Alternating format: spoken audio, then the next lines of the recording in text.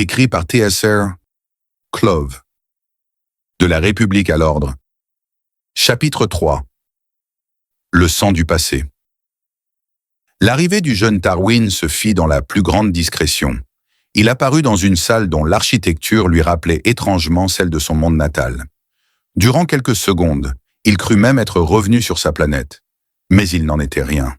Il se trouvait au sein d'un centre de peuple, un lieu conçu pour refléter les codes culturels de chaque civilisation, afin d'amortir les chocs identitaires liés à la transition galactique.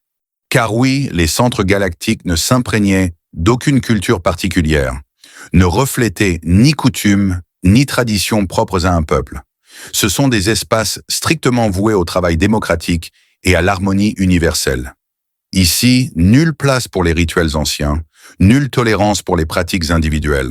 Seul le devoir prime. Tarwin, cependant, ne cachait pas un certain soulagement en retrouvant un environnement aux allures familières. Il progressait à travers une multitude de pièces aux allures variées, toutes couvertes d'ornements subtils, jusqu'à atteindre ce qui semblait être le lieu de vie principal. Des faisceaux lumineux parsemaient les murs, s'accordant dans une harmonie étrange, pareille au chant d'arboï de sa planète. Intrigué, il s'approcha, espérant y trouver ces petits insectes lumineux, si agiles et vibrants. Mais il n'en était rien. Ce n'était qu'une illusion, une animation presque maladroite lorsqu'on la regardait de près. Il en fut déçu, mais nullement surpris. Après tout, sa mère l'avait prévenu. « Il n'y a rien de vrai dans les centres galactiques », disait-elle souvent. Au fond de lui, il avait espéré qu'elle se trompait. Il s'avança vers le centre de la pièce, où trônait une statue imposante représentant 4 figures majeures de la civilisation Clove. Chacune faisait face à un angle différent de la salle, comme pour embrasser l'ensemble de l'univers. Leurs regards étaient emplis de sagesse, leur posture celle de monarques ancestraux. Même sans connaître leurs histoires, on devinait leur grandeur. Le jeune Clove se posta devant l'une des statues, l'examinant avec attention, scrutant le moindre détail qu'il aurait pu ignorer dans ses études. C'est alors que 2 hommes sortirent d'un couloir adjacent. Ils portaient les habits traditionnels des vassaux, une tenue simple mais élégante, réservée aux serviteurs administrés. Le plus âgé, d'un pas vif, jeta un regard à son compagnon et lui souffla à voix basse de le suivre de près. Tous 2 étaient également des Cloves. Ils s'approchèrent discrètement du jeune homme. « Seigneur Clove », dit le plus âgé en s'inclinant avec respect, aussitôt imité par son compagnon. Tarwin se retourna, surpris par tant de cérémonial. Leur attitude lui paraissait excessive, presque gênante. Il demeura silencieux un instant, attendant qu'ils se relèvent. Face à leur immobilité, il comprit qu'il devait dire quelque chose. « Qui êtes-vous » demanda-t-il. Le premier homme s'apprêta à répondre, toujours incliné. Tarwin, agacé, lui saisit le bras pour l'inviter à se redresser. L'homme obéit, visiblement décontenancé, tandis que l'autre l'observait avec une même stupeur. « Je suis... Enfin, nous sommes vos vassaux pour la durée de votre service auprès de la République universelle, » répondit-il d'un ton presque gêné. « Très bien, » répondit simplement Tarwin, « mais ne vous inclinez plus devant moi. Je trouve cela... dégradant. » Les 2 hommes échangèrent un regard empli d'incompréhension. « Il me semble pourtant avoir vu dans votre dossier que vous venez de la planète Claves. Vous êtes donc un Clove de sang pur. Le protocole exige le respect dû à votre rang. Et si vous ne l'appliquez pas, vous risquez une sanction du Conseil des Cloves. C'est bien cela? Nous pourrions être bannis, à moins que vous ne déposiez une plainte, monseigneur. Bien, alors cessez de vous incliner, c'est un ordre. » Il marqua une pause, les regardant avec attention. « D'ailleurs, vous êtes aussi des Cloves? »« Oui, mais nous ne sommes pas de sang pur. Parmi le peuple Clove existait une hiérarchie stricte. Seuls ceux dont les ancêtres étaient exclusivement Clove pouvaient prétendre au statut de pur. Toute union avec une autre race entraînait automatiquement la déchéance de ce rang. Leurs enfants naissaient ainsi dans une caste inférieure, sans espoir de réintégrer jamais la noblesse du sang. Tarwin remarqua alors que la teinte de leur peau était légèrement plus claire que la sienne. Un détail auquel il n'avait jamais prêté attention. Pour lui, ils restèrent des Cloves. Mais la politique rigide de son peuple lui apparut soudain cruelle. Que vous ne soyez pas pur ne change rien à mes yeux. Vous êtes des Cloves, point final. Le plus âgé baissa la tête en signe de gratitude, tandis que Tarwin, malgré lui, laissa échapper un sourire sincère. « Je tiens néanmoins à suivre le protocole. Je me nomme Valoum, je serai à votre service durant les 5 prochaines années, ou plus, que vous passerez au service de la République universelle. Voici Silus, mon second. Nous sommes ici pour vous aider dans tous les domaines nécessaires. Actuellement, vous êtes dans le Panthéon, un espace réservé exclusivement aux membres de notre race. » Tarwin jeta un coup d'œil autour de lui, surpris par l'absence de toute présence. Alors qu'il s'apprêtait à interroger Valoum, celui-ci répondit avant même qu'il ouvre la bouche. « S'il n'y a personne, c'est parce qu'un sort d'isolement est activé. Il vous permet de profiter de votre propre espace de vie, à l'écart des autres. Si vous le souhaitez, je peux lever ce sort pour que vous rencontriez d'autres cloves. Mais je ne pourrai vous accompagner. En tant que vassal, je n'ai pas le droit de me mêler aux autres. Il vous suffira de prononcer mon nom pour que je vous ramène dans votre espace personnel. » Il s'inclina légèrement, prêt à retirer un linge posé sur son avant-bras, comme pour enclencher un mécanisme. « Non merci, » répondit Tarwin d'un ton sec. « Je n'aime pas particulièrement mes semblables. » Sa réponse les laissa sans voix. Valoum tout sauta discrètement, puis reprit d'un ton hésitant. « Je suis persuadé que le Seigneur... » Il marqua un silence, attendant manifestement quelque chose. Tarwin mit quelques secondes à comprendre, puis répondit simplement « Tarwin, je m'appelle Tarwin. » Valoum répondit par une inclinaison solennelle de la tête. « Comme je vous le disais, Seigneur Tarwin, je suis persuadé que vous avez reconnu les statues au centre du Panthéon. Elles représentent les 4 grandes figures de notre civilisation. Chacun de ces hommes s'est distingué par ses exploits, forgeant la renommée de notre peuple à travers l'univers. »« Je sais, » répondit Tarwin. Il désigna du doigt la statue qui lui faisait face. « Celle-ci représente mon grand-père. » Aussitôt, les 2 hommes s'inclinèrent contre de nouveau, profondément. Tarwin, une fois encore, se sentit mal à l'aise face à tant de révérence. Il leur demanda de se relever, mais ils refusèrent. « Comprenez-nous, Seigneur Tarwin, » dit Valoum. « Nous ne nous inclinons pas par simple respect protocolaire, ni par contrainte. C'est par révérence sincère envers votre lignée. » Le jeune homme fronça les sourcils, perplexe face à leur attitude. Il insista pour qu'ils se redressent, et au bout de quelques secondes d'hésitation, ils obtempérèrent. « Seigneur Tarwin, il faut que vous compreniez que, pour nous, simples cloves, nourris d'admiration pour les grandes figures de notre histoire, le Panthéon représente plus que des statues. Il incarne l'apogée de notre peuple. Et ces 4 figures illustres appartiennent toutes à une seule et même lignée. » Tarwin tourna lentement les yeux vers les statues. La révélation le saisit. Il resta muet un instant, absorbé par cette découverte. « Comment ça, de la même famille ?» demanda-t-il, la voix teintée d'étonnement. Valoum parut surpris à son tour par l'ignorance du jeune clove. « Vous ne connaissez pas vos ancêtres ? Je connais mon grand-père, Corluc, mais je n'ai jamais entendu parler des 3 autres. » Silus, le plus jeune des 2 vassaux, s'interrogea tout haut, un brin naïvement. « Vous n'avez pas étudié l'histoire de notre civilisation ? Même les bases enseignées dans les académies de Clavs ?» Il fut immédiatement interrompu par son mentor, qui lui jeta un regard sévère, lui intimant de mesurer ses paroles face à un seigneur. Mais cette maladresse tira un léger sourire à Tarwin, qui détendit l'atmosphère. « Vous savez, depuis ma naissance, vous êtes les 2 seules personnes à m'avoir témoigné autant de respect. » Un silence s'installa, dense, presque ému. « Je suis né en tant qu'élémentaris. Je n'ai jamais eu le droit de fréquenter les grandes institutions, ni même de vivre dans les cités de Clavs. Je pensais que c'était par respect pour ma mère et aussi pour mon grand-père. Mais je ne savais pas que ma lignée était aussi prestigieuse. Pourriez-vous m'en dire plus sur les 3 autres ? » « Bien sûr, » répondit Valoum d'un ton plus posé. « La statue à gauche de Corluc représente Korg, son père. Il s'est illustré durant les guerres des 4. » Tarwin hocha la tête. Ce nom lui disait vaguement quelque chose. Son maître l'avait mentionné une fois, en évoquant les conflits entre les 4 grandes races de la galaxie. Puisqu'à gauche de Korg, vous avez Bor, le frère de Korg. Il a lui aussi combattu dans cette guerre, mais il est tombé lors d'une attaque d'une ampleur démesurée qui a entraîné la destruction d'un système solaire entier. Il a emporté tous ses ennemis dans sa chute. D'ailleurs, peu après son sacrifice, la guerre a pris fin. Enfin, à gauche de Bor et à droite de Corluc, se tient Clong, père de Korg et de Bor. Il fut le tout premier chef de guerre de l'armée universelle des Cloves. Tarwin fit le tour du monument, scrutant chaque visage, cherchant en vain un trait familier, une expression connue. Valoum, resté près de la statue de Corluc, guettait une réaction du jeune homme, un éclair de fierté peut-être. Mais rien ne transparaissait sur son visage. Silus, quant à lui, suivait Tarwin de près. Lorsqu'ils revinrent devant la statue de Corluc, il ne put retenir la question qui le rongeait. « Seigneur Tarwin » demanda-t-il doucement en s'inclinant. Tarwin se tourna vers lui. Ce simple geste provoqua une réaction immédiate chez Valoum, qui écarquilla les yeux, comprenant instinctivement la direction que prenait la conversation.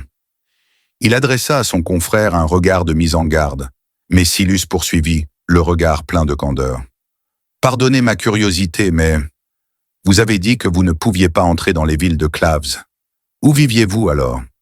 Valoum, derrière Tarwin, gesticulait discrètement pour tenter d'attirer l'attention de Silus, lui faisant signe de se taire. En vain. « Je vivais dans une petite maison à l'extérieur de la grande ville de Clyron, » répondit Tarwin avec calme. « Mais je passais la plupart de mon temps dans la nature. » Silus, visiblement fasciné, ne put s'empêcher d'ajouter « Puis-je poser encore une question, si vous me le permettez ?»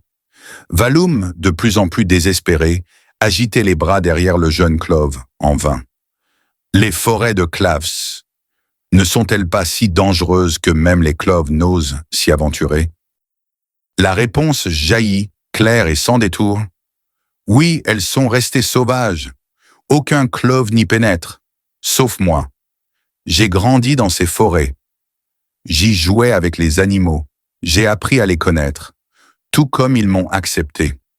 Je suis le seul à pouvoir vivre et goûter au plaisir de la nature de Claves. Le jeune vassal fut surpris par la réponse. Malgré l'envie de comprendre comment Tarwin avait pu domestiquer une nature aussi sauvage, il fut interrompu par Valoum, qui lui lança un regard noir. « Le seigneur Tarwin n'est pas là pour nous conter sa vie, jeune Silus, » dit-il d'un ton hautain avant de se tourner vers le jeune Clove. « Seigneur Tarwin, nous avons été informés que vous êtes affecté à une unité de sécurité républicaine, une fonction noble. Nous sommes là pour vous accompagner dans votre réussite. Vous pouvez nous poser toutes les questions que vous souhaitez ou formuler la moindre demande. Nous ferons tout pour y répondre. » Il marqua une brève pause, puis ajouta « Pour commencer, si vous le permettez, je vais vous présenter vos vêtements et les objets liés à votre fonction. » Il s'engagea alors vers une porte située dans l'angle de la pièce, invitant Tarwin à le suivre. Derrière la porte, Tarwin découvrit une salle étroite entièrement mécanisée. Les murs s'animèrent aussitôt, libérant une série de bras robotisés qui sortirent pour apporter ou emporter divers objets. En quelques battements de cils, la pièce se remplit de machines silencieuses, déposant des boîtes de métal sur une ligne automatisée, parfaitement synchronisée. Valoum reprit son discours avec une assurance presque prétentieuse. « Avant toute chose, vous devez revêtir votre tenue protocolaire. Elle vous sera utile en toutes circonstances, surtout lorsque vous ne porterez pas votre armure. » Tarwin écoutait, les sourcils légèrement froncés. « Ensuite, viendra votre véritable tenue, l'armure des soldats de l'élite. » Il présenta alors au jeune homme un vêtement ajusté qui n'avait rien à voir avec sa vision d'un habit confortable. Tarwin l'enfila néanmoins, sans se préoccuper du regard des deux vassaux qui se détournèrent aussitôt, gênés par ce manque de pudeur. Il n'avait visiblement pas encore saisi les subtilités du protocole. Une fois vêtu, il observa sa nouvelle tenue. Elle lui paraissait bien trop serrée et peu esthétique. Le bas limitait ses mouvements, mais le haut, muni d'un plastron aux lignes allongées, dissimulait une partie de son pantalon, ce qui le rassura. Cela éviterait d'exposer un éventuel accroc. La partie supérieure ressemblait davantage à un veston à franges, doté de multiples attaches invisibles, comme si le tissu tenait par magie. Le tout lui donnait l'impression que son corps s'étirait, ce qui le dérangeait un peu. Il n'aimait pas la couleur beige qui lui était imposée, mais selon Valoum, cette teinte était réservée à son rang. Une couleur valorisante pour les Cloves, disait-il. Cette remarque eut au moins le mérite d'apaiser un peu Tarwin. On lui offrit ensuite un bracelet d'environ 10 cm de long, orné d'un écran incurvé qui épousait la forme de son avant-bras. Dès qu'il le plaça sur son bras droit, le système se mit en marche. Un liquide noir, dense et visqueux, s'en écoula, et se répandit sur son corps, le recouvrant du cou aux pieds. Étonnamment, la sensation n'était pas désagréable. Il ne sentait plus ses vêtements gênants, seulement une chaleur douce et enveloppante. Valoum lui expliqua qu'il s'agissait de l'armure réglementaire des forces spéciales, l'élite galactique. Lorsqu'il effleurait l'armure, Tarwin ne ressentait rien, mais il s'amusait des vagues que le liquide formait à son contact, réagissant par de subtiles ondulations. Silus, quant à lui, prit la ceinture du jeune Clove et la lui tendit. Valoum réagit aussitôt, contrarié. Maintenant qu'il porte cette armure, il n'a plus besoin de rien d'autre pour survivre, dit-il, insistant bien sur le terme autosuffisante. Mais Tarwin récupéra quand même sa ceinture. Le matériel qu'elle contient m'a été donné par ma mère, et l'arme que vous voyez à l'arrière est celle de mon grand-père. Je ne m'en séparerai jamais, rétorqua-t-il d'un ton sec. Valoum prit de court, baissa les yeux et s'excusa. Il se dirigea ensuite vers l'une des boîtes métalliques et en sortit un casque au design épuré. Ceci est le moteur de votre armure. Il vous permet de la contrôler. Il vous informera sur votre environnement, qu'il soit hostile ou non, et sur toutes les personnes que vous rencontrerez, qu'elles soient alliées ou ennemies. Il deviendra rapidement comme une seconde peau. Tarwin, sceptique, enfila néanmoins le casque. Celui-ci se fondit dans l'armure avec une fluidité troublante. D'abord aveuglé, il perçut peu à peu l'extérieur à travers des filtres visuels. Des données apparurent devant ses yeux.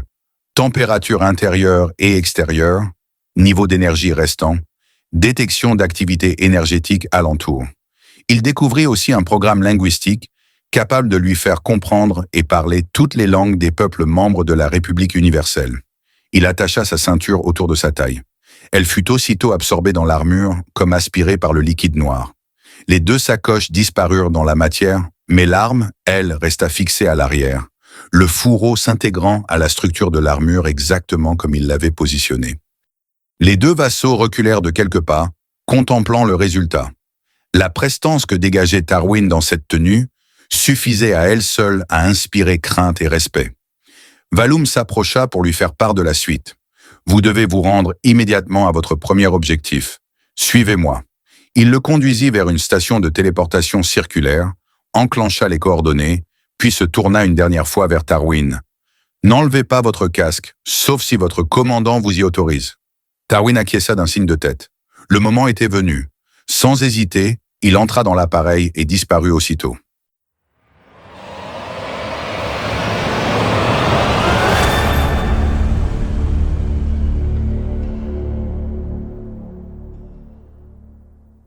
Chapitre 4. Reflet de la haine. Un couloir sombre, aux parois pulsantes, s'ouvrit dans un souffle silencieux. Une lumière blanche, presque aveuglante, fendit l'ombre. Tarwin apparut au centre d'un cercle lumineux, immobile, l'armure encore fraîchement activée. En une fraction de seconde, la clarté s'effaça et l'obscurité reprit possession des lieux, avalant les murs dans une teinte bleutée. Son casque filtrait les informations à un rythme qu'il trouvait agaçant. Des flèches directionnelles, des icônes clignotantes, des notifications sur la température et les anomalies de terrain. Tout s'affichait sur sa visière. Trop de données, pas assez d'instinct, pensa-t-il. Il aurait préféré se laisser guider par son intuition, sentir les courants d'air, lire la lumière, écouter les sons. Mais le casque imposait une lecture synthétique du monde, une interface froide et contrôlée. Il avança, longeant un couloir aux reflets métalliques. À son extrémité, une grande salle se dévoila. Plusieurs autres couloirs convergeaient vers ce même point, et peu à peu, des silhouettes se formèrent. 4 autres soldats en armure identique à la sienne pénétrèrent dans l'espace circulaire. Chacun d'eux portait l'équipement noir luisant de l'élite galactique. Tous humanoïdes, mais aucun ne laissait deviner son espèce ou son origine. Les casques masquèrent les traits, un effet miroir floutait toute tentative d'analyse visuelle. Tarwin, en observant son propre reflet, nota l'effet glaçant que produisait sa propre apparence. Ce visage impersonnel, froid, le mettait encore plus mal à l'aise que les sarcasmes à venir. Le silence fut vite brisé. « Comment vous vous appelez » demanda une voix masculine. Il n'eut pas le temps de répondre. Une voix sèche et autoritaire l'interrompit. « Tu n'as qu'à répondre en premier si tu veux connaître les autres. » Le ton de la femme arracha un petit rire au premier interlocuteur, mais il s'exécuta. « Sora, Chenel, répondit la voix féminine, avec une fierté teintée d'agacement. Dorga, Sudok. Ils s'annoncèrent tour à tour, jusqu'à ce que tous les regards se tournent vers le dernier arrivé. Je m'appelle Tarwin. Le nom résonna étrangement. Un silence suivit, comme si chacun cherchait à deviner à qui ils avaient affaire. L'homme à la droite de Tarwin tourna brusquement la tête vers lui. Rien ne permit d'en déduire ses pensées, mais son geste n'était pas anodin. « Tu as l'air jeune pour être soldat », lança Chenel. « J'ai 19 ans », répondit Tarwin sans hésiter. Un souffle de surprise parcourut le groupe. « 19 ? C'est très jeune pour rejoindre l'élite galactique.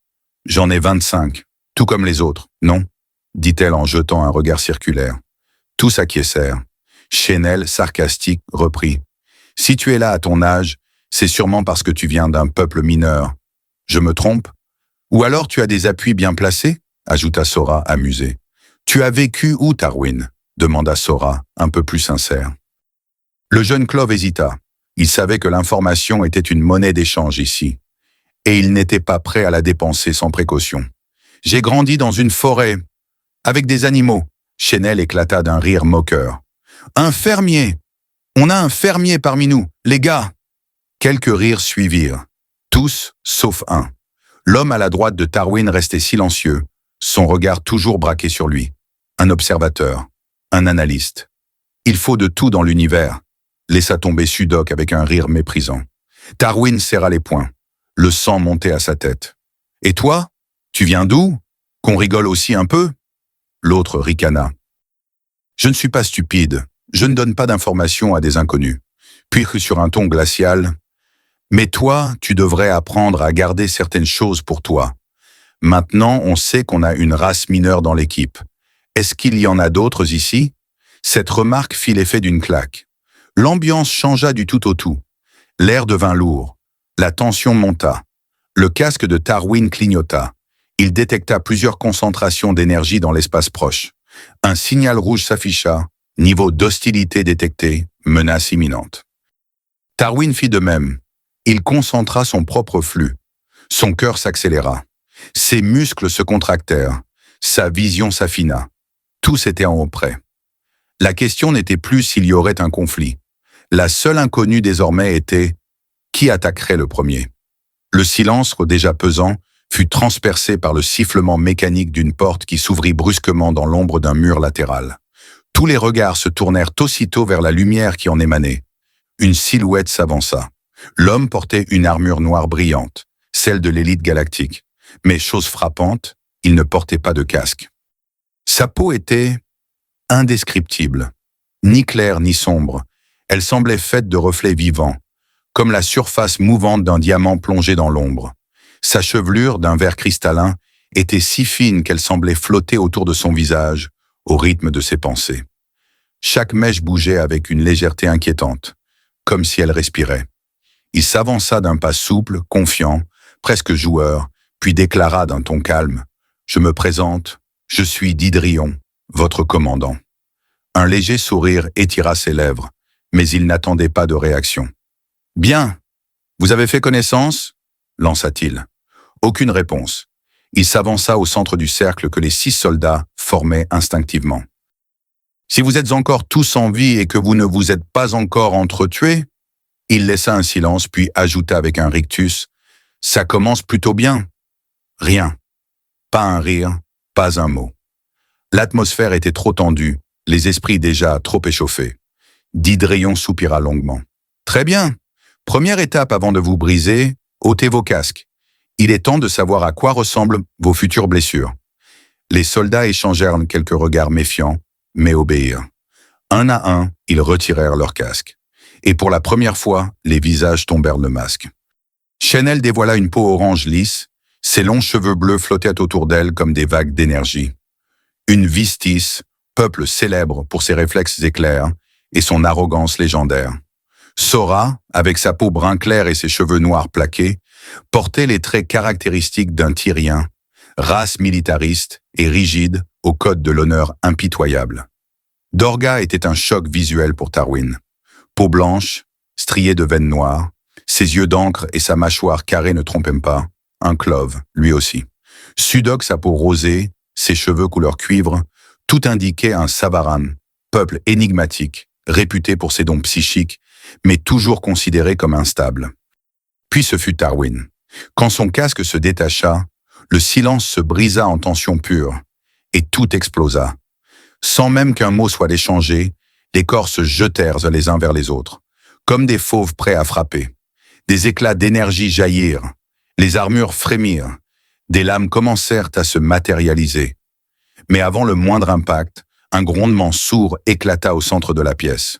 Une onde invisible repoussa tous les soldats à plusieurs mètres de là. Tarwin heurta violemment un mur, sans comprendre ce qui venait de se passer. Il se redressa en grognant. Il n'avait rien vu venir. Ni fluctuation énergétique, ni mouvement. Juste cette force absolue. Quelque chose en lui s'éveilla. Ses pupilles se dilatèrent. Une chaleur monta dans sa poitrine, brutale, incontrôlable. Sa respiration s'accéléra. Sa rage éclata comme un torrent. Son énergie explosa en spirale autour de lui, visible, vibrante, mortelle. Il se propulsa à nouveau, le regard fixé sur Didrion. Le commandant ne bougea pas. Mais une seconde onde, invisible comme la première, le repoussa violemment en arrière. Il heurta le sol, mais se releva aussitôt. Il tremblait, pas de douleur, mais d'instinct. Quelque chose en lui voulait tuer. Sa main se portèrent à son dos. Il dégaina lentement son arme, une lame noire. Si noire qu'elle n'absorbait même pas la lumière. Une anomalie, une rupture dans l'espace. Le silence devint électrique. L'air vibrait de tension. « Tarwin! Stop !» hurla une voix. C'était Dorga. Le cri transperça la fureur du jeune Clove comme une aiguille dans la tempête. Ses yeux retrouvèrent un peu de lucidité. Sa main se relâcha. L'arme recula lentement dans son fourreau, s'intégrant à nouveau dans l'armure vivante. Il regarda autour de lui. Tous les regards, sauf celui du commandant, étaient des figés de peur, de doute, de crainte. Seul Didrion, impassible, observait. Tarwin baissa les yeux, lentement. Puis d'une voix rauque, il articula « Je suis désolé ». Personne ne répondit. Le silence était plus parlant que tous les mots qu'il aurait pu prononcer.